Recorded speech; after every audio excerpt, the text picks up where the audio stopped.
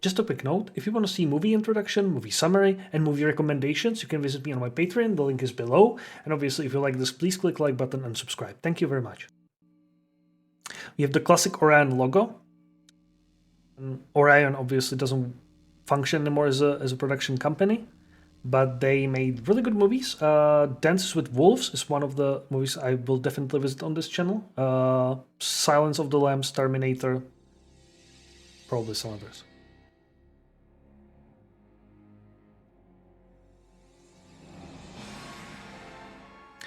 If your movie's name is RoboCop, start with the logo. You cannot hide behind it.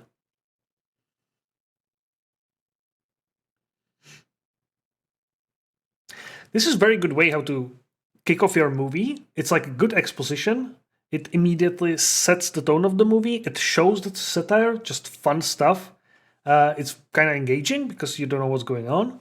But also it shows this is dystopia, slightly futuristic. It's like really good thing, right? These media breaks and TV news.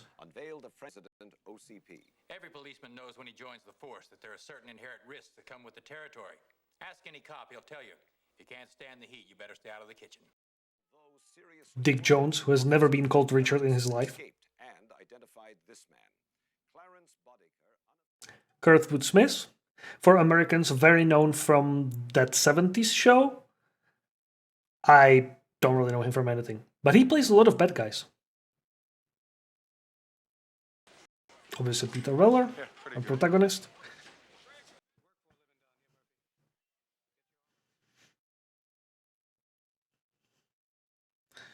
Immediately probably not what he imagined, right? By the way, this whole station is amazing. Crumbling, falling apart. Absolute chaos. Interesting aspects of this is that the women and men share the locker rooms. Something, again, we saw in Starship Troopers. Basically, the gender doesn't really play a role. They're all policemen. Straight back to chaos. Love it.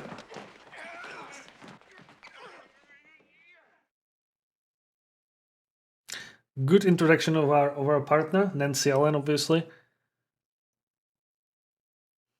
who always played, like, you know, just the love interest, the hot girl, and now she has finally a chance to play a badass chick, which is amazing. This guy's gonna be your new partner. She probably enjoyed that. Murphy, meet Louis. I better drive until you know your way around.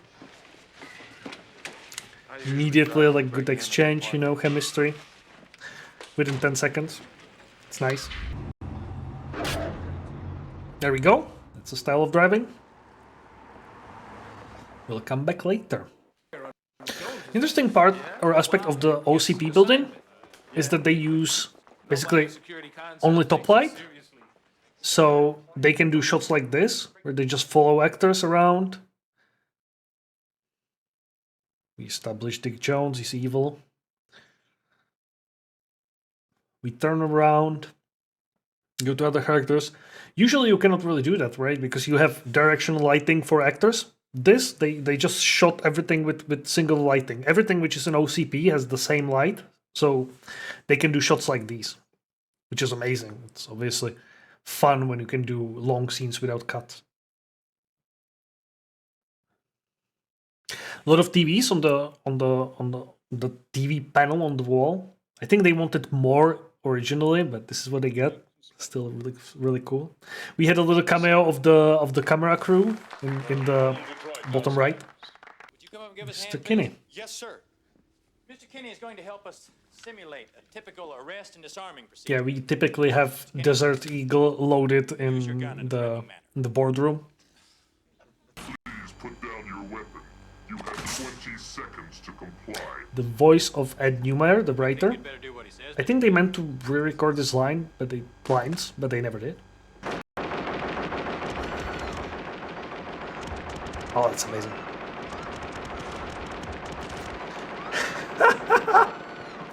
Just panic. Amazing scene, by the way. Amazing. Love it. I believe they had to reshoot it a couple times. Verhoeven wasn't on set when they shot this. And whenever they shot it, he would look at the rushes, he would say, you know what, more blood. So they had to redo it. Peter Weller said that he grew up on a farm, on a ranch, around guns. So this is something he knew before. He's alright with guns. And there we go, the Kurtwood Smith. Again, people know him as Red from that 70s show.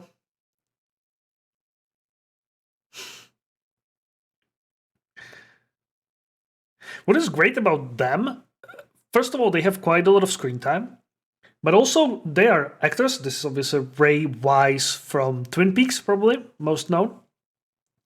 But they're actors. Usually today, what you have is a bunch of stuntmen playing the bad guys, and they just don't have the range and acting range, right? So they're kind of all the same and kind of boring. And here you have these, this very diverse group of actors who are just having fun, and Verhoeven probably was okay with them just doing whatever the fuck they wanted. I believe like half of the things they do is improvised, and they must have had a lot of fun.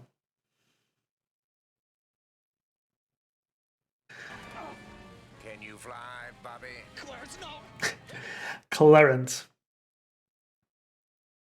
Again, interesting bad guy, right? He's not physically intimidating. He doesn't seem to be great. He's just crazy. He just really does whatever the fuck he wants. It's amazing. Abandoned steel mill. I think it's in Dallas.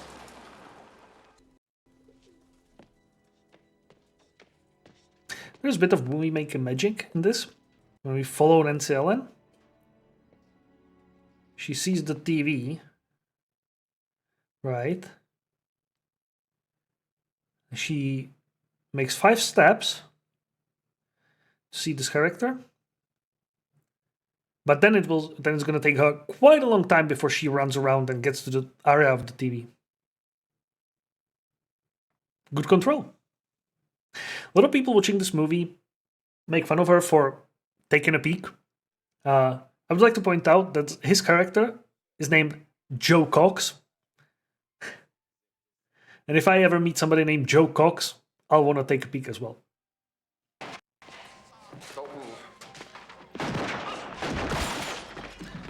Amazing work with the environment. This is something I really like in a movie, when you can just feel the shots. This is something they do really well in this. They're working so well with the gunshots. Because Guinness' death, when he gets shot to shit, is played for laughs.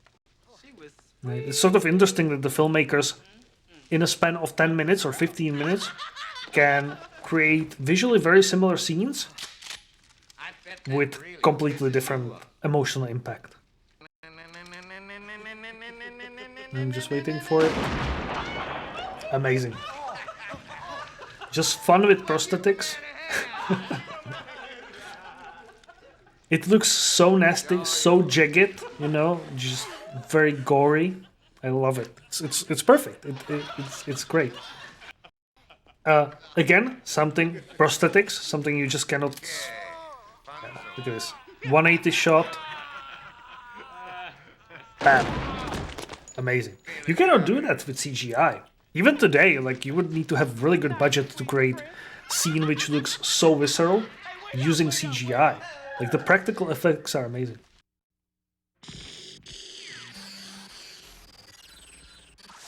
This is also a very interesting scene where, first of all, the creators left us with, 10 seconds of black screen, which is unusual for movies. It's very long. And now we see those slow reveals. They're really creating the tension, they're bringing out the desire to see what's going on with him. To you. And we start with the reveals. I believe the creators said that they were afraid that if they just show him, that he may look comical or just, it will not work. So they decided for the slow process of showing him just, here in the corner, and then reflection, then through a plexi screen and all that. Still, we don't see him, in all his beauty, just from the bottom.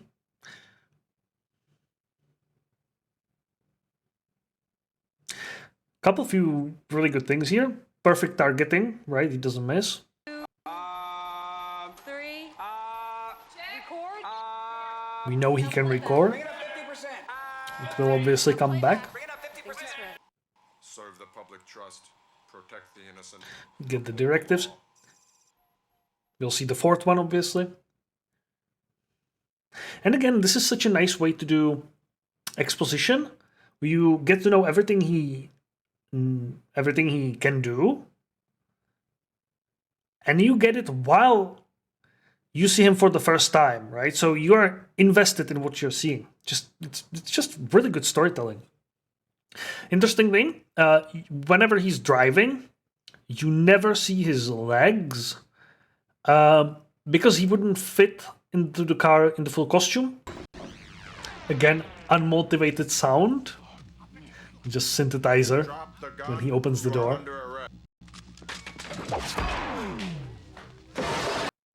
Just, punches him.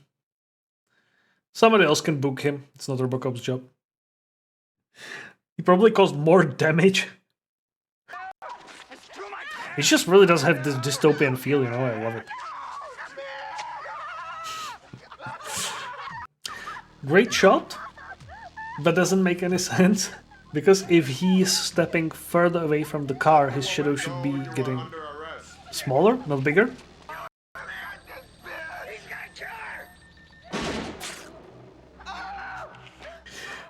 Amazing shot, very iconic shot from this movie. Also, you should visit Vimeo and look for RoboCop scene 27. It's a extended version of the scene, let's say. You'll like it.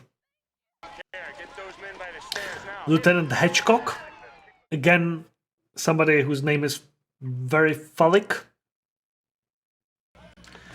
Great moment here and commentary on the press, just following his fall.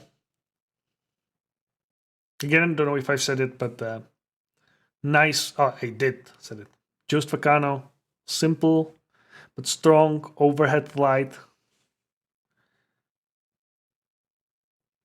Doesn't favor every actor, but it creates a very interesting atmosphere of the OCP, right?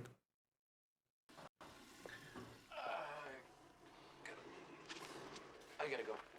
Not the best control. You're not Joe Cox. Also interesting, right? This is in this scene. What I kind of wonder about, because they said that they deleted his memory, right? Erased his memory, and I wonder if it was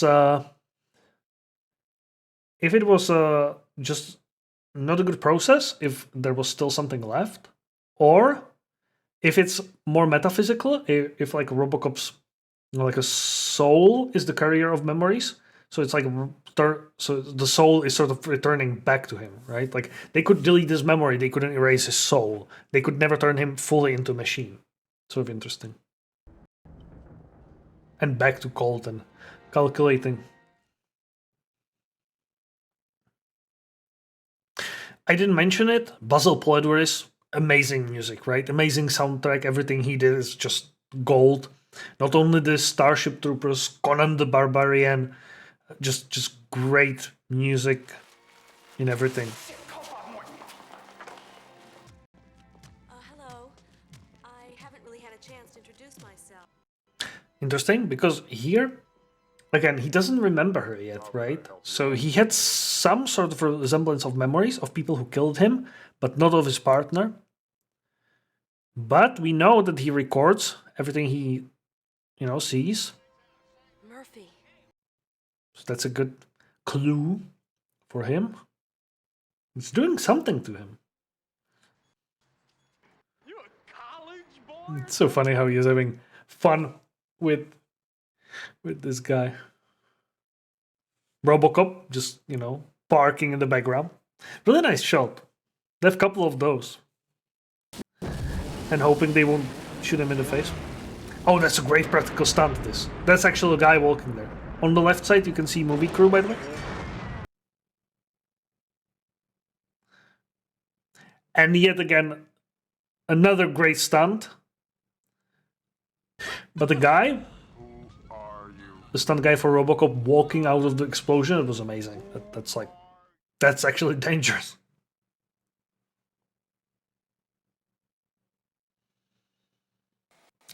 I wonder, so this is 1987 movie, so it was shot in 86. I wonder how, if something like facial recognition, like electronic, even existed, because I have no idea.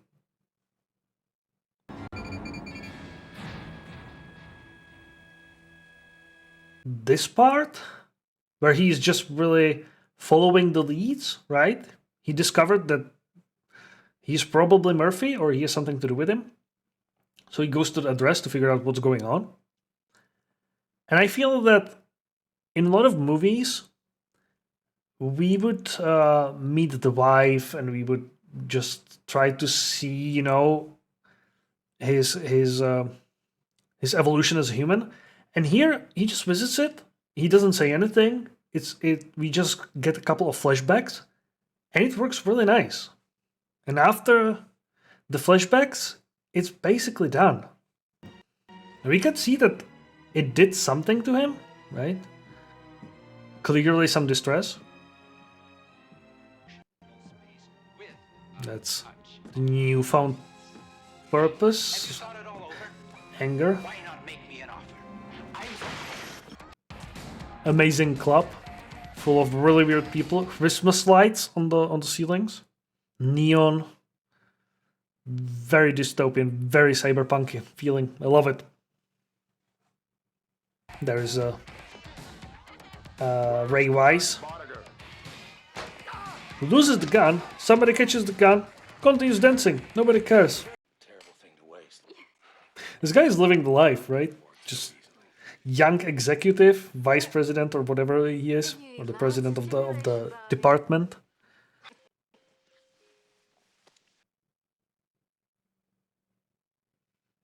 The bell, it's Beethoven's Requiem, I think, just symbol of death. Bitches leave. Bitches leave. The best line in the cinema. Intelligent women. That's why practical effects are superior. Look at this. Ah, yeah. Amazing. CD drives. So 1987 movie. Dick Jones here. There definitely weren't any CDs back then. I don't know when they premiered. 93? Clarence Boddicker here has some oral fixation. He keeps chewing things, licking them, Life goes on. tasting them, sniffing them. Love and glory, hubbub. Coke and blood. Just Coke factory, you know. I love how it's messy, how the Coke just flies everywhere. I don't want to fuck with you, Sam. Sniffing wine. I think both of these things were unscripted, just dick measuring contest. So Clarence Boddicker trying to establish himself as the kingpin and ruler. I love the chaos of this. Everybody just breaks the Coke. People get covered in it. Targeting works perfectly. One of the things about this movie, it's very interesting that RoboCop is never in danger. He's bulletproof. He has perfect aim, right? Like, you don't have to worry about him. It's just fun to watch him kill people. One-handed reload. Yeah, just he doesn't have to worry about it. It's a shooting range.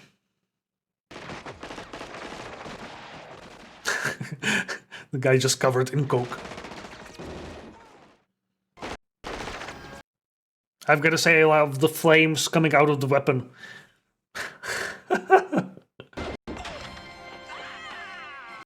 Interesting, we see that he survived here.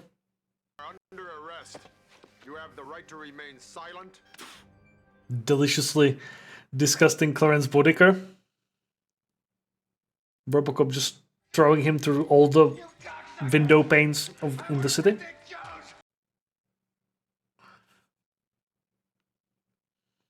We know RoboCop is recording not only because he said it now, but because we established it before. This is also very interesting. There's still this subplot with the strike, and I wonder if it's just to show that the cops are really... Book him. What's the charge? He's a cop killer. I'll look at that.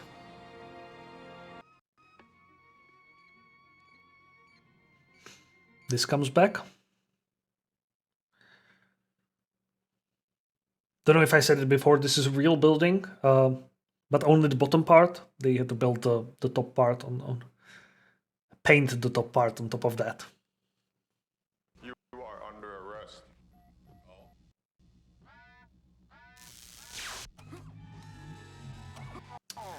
So obviously he's supposed to shut down here. What's the matter, officer?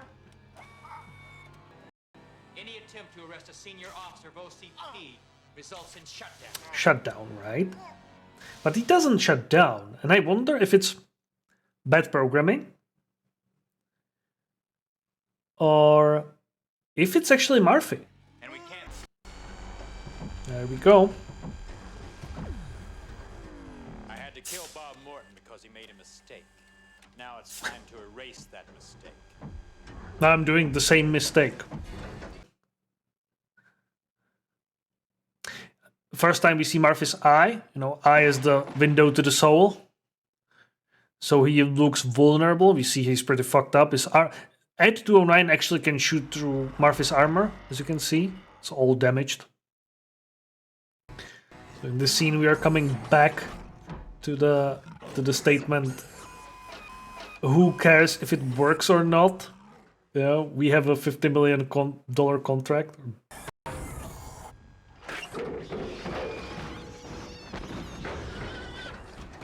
It sounds funny to hear him squeal like a pig until you get to know that that's recording from Pig's Slaughterhouse, so...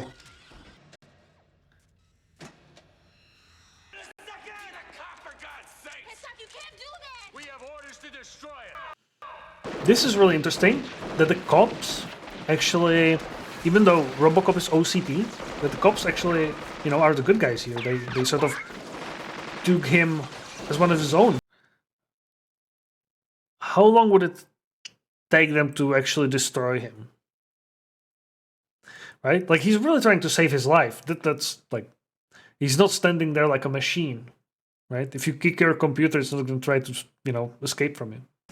This is a little bit callback to the earlier scene where Lewis couldn't save Murphy for the first time. Right? And she has like opportunity here to help him now. So it's like a little bit of redemption for her. Clarence Boddicker. Already out of prison, right? Just or jail. Again being disgusting. Barbara. Here, have a gum. That is his wife, by the way, Mrs. Smith. Maybe you could fit me in. Thing is still alive. I don't know what you're talking about. The police officer who arrested you. The one you Is this coke? He's trying to kill me. He's a cyborg, you idiot. His memory's admissible as ever. City begins construction in 2 months. That's 2 million workers living in trailers. That means drugs, gambling, prostitution. Well, I guess we're gonna be friends after all. And for the first time in his life, Richard. somebody called him Richard. And we are back into the steel mill, which looks amazing. I would love to visit this and just walk around. The precinct was deserted. Half the force didn't show up for work today. Look at this nice shot. It's coming out of the drill, but it looks so nice, right? So simple. Fun thing here, he has that plastic chin strap. He's removing his helmet. Doesn't touch anything else. Whoop, it's gone. Not sure if intentional or unintentional. Again, it is a slow reveal of his face, right? To ease us into it. But also maybe homage to the Frankenstein movie.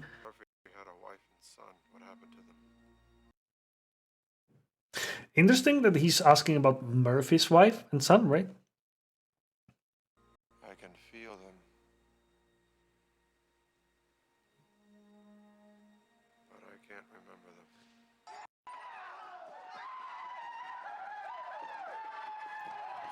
them. Emil here. Emil probably has PTSD. Look at him. This show is really interesting. It's so like stupid because you don't know the context. It really reminds me of How I Met Your Mother, and when Barney Stinson said his this is legendary, and you know, everybody repeated that, and we have exactly the same thing. Look at this group of people. It's so much fun. Look at that. What do you got there, Clarence? Huh? Whoa, a new Verhoeven's direction towards weapons is always bigger. Watch this. Wait a minute, wait, Clarence!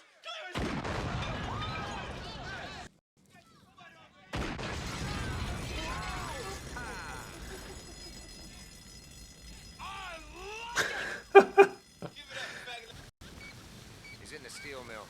Let's go.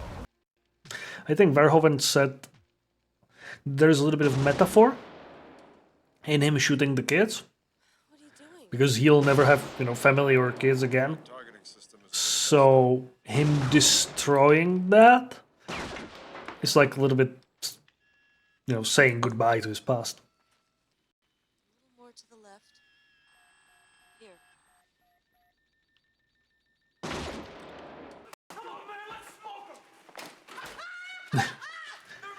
They're so gung-ho, man. I love it.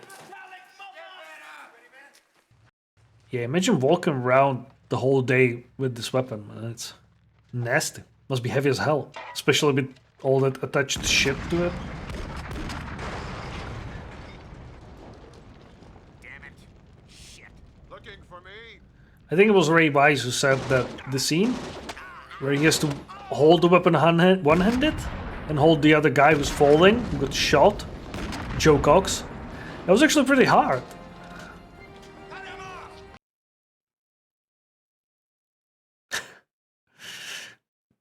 Alright.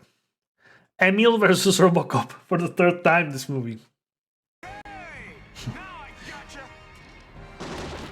So in this, the stunt guy obviously cannot move all that much, so it was just like, hey, try to move out of the way at the last second. So this is fun. Obviously one of the best deaths in movie ever. Look at this guy just melting the nails. There's the disc falling off the car. That was not planned, that just happened.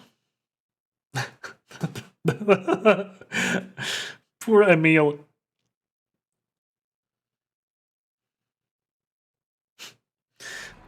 Oh. That sound effect combined with the shit is just man. Kinney's death, it's just so much fun, right? Just because he gets shot 600 times. And Emil's death again, like this movie features amazing deaths. Bye-bye, baby. Okay. I give up. Ouch.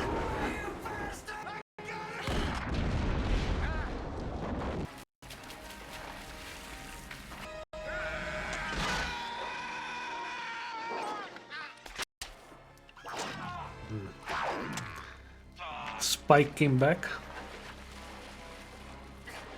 There's somebody standing in the background.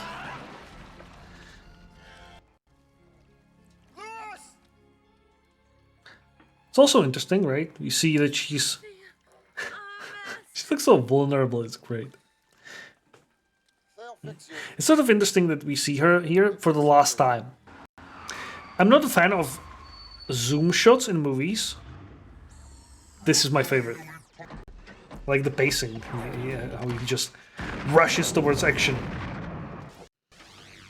Again, the sound effect, the same as in the shop in the beginning.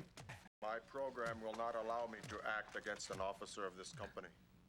Now it's time to erase that mistake. Johnson. I had to kill Bob Wood because he made a mistake. We will walk to the roof very calmly. Dick, you're fired! Thank you.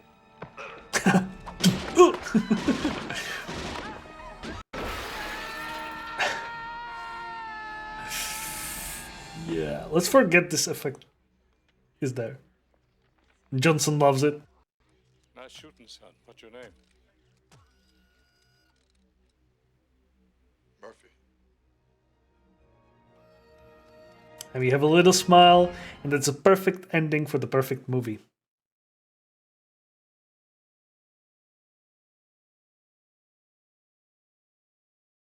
And I got a little bit nostalgic, and I wanted to go back.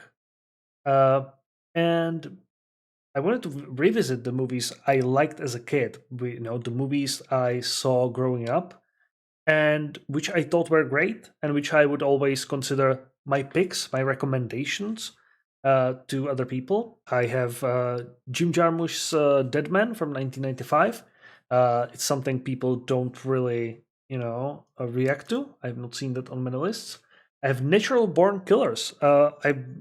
People don't really watch that. I at least the bigger channels. I definitely saw it as a kid, and I would like to revisit that. It was amazing.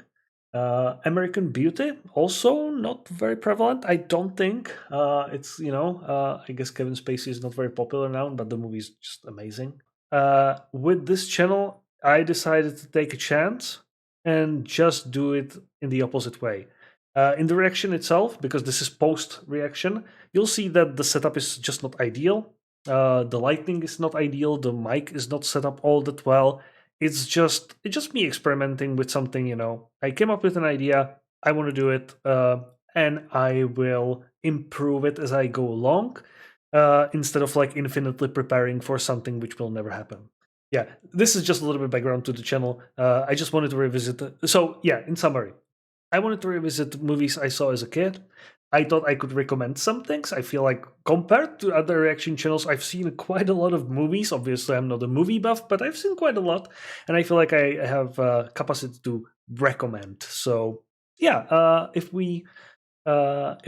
you stick with me for quite some time, maybe you will actually discover new movies and new genres. And obviously, it goes both ways. So if you encounter something I haven't seen or you would recommend, then hey, comment sections down below. RoboCop, right? Interesting name. I think that Ed Neumeyer and Michael Miner, they said that whenever they were trying to pitch the movie to anybody, people would just take a look at the name RoboCop and just toss to the script because it's kind of dumb. But the movie is not. It's actually really good. 1987.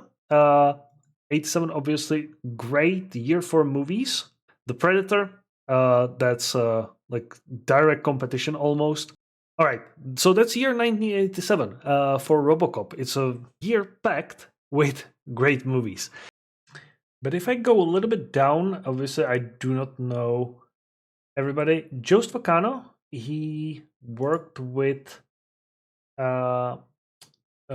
Paul Verhoeven on Starship Troopers and Hollow Man. They were obviously Showgirls. Showgirls is interesting movie, and I think I would like to visit it on this channel. It's like The Black Swan by Aronofsky, but instead of dark and brooding, it is just over the top and super flashy and fun. But people don't like it at all. There are a lot of themes in this which are quite interesting. It's a little bit connected to the first point, identity. Later, RoboCop starts to feel like he's Murphy, and I think it's quite interesting to see how he deals with it. Now, when I mention James Cameron, I cannot forget Catherine Bigelow, who is his ex-wife, I guess, but she's extremely competent director. She won an Oscar for Hurt Locker, I believe, which is a war movie, very good one. But the movie which I would recommend, if you like RoboCop, is movie Strange Days from 1995. My favorite description of the movie is the best movie you have never heard of. It is dystopian. It is dirty. It has really good camera work, I think, and like a very good atmosphere. If you like Cyberpunk 2077, if you like cyberpunk genre, if you like RoboCop or sci-fi, it's a movie to watch. I will not say more about it, but it's something to put on the list. Yeah. And with that, I have said everything I can say about RoboCop. So hey, if you enjoyed this, format, leave me a like, leave me a subscribe. If you have anything constructive to say, I would like you to mention it in the comments. Because this is the first video and I plan to do more. And I am happy to listen to any input anybody can have. And again, keep it civil, keep it constructive, and see you later.